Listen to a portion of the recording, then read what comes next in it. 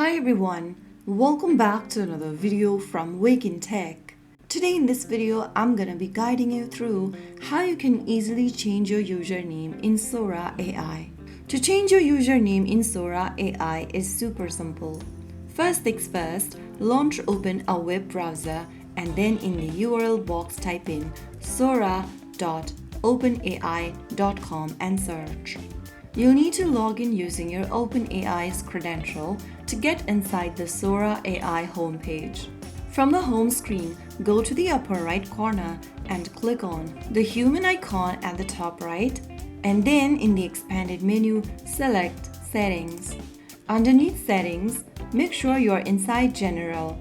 Click the pencil button right next to Username. Now enter a new username you want to change to and click on Save. Soon after you do that, you will be able to change your username in Sora AI. Now your new username will update in your profile. So there you have it. That is how you easily change your username in Sora AI.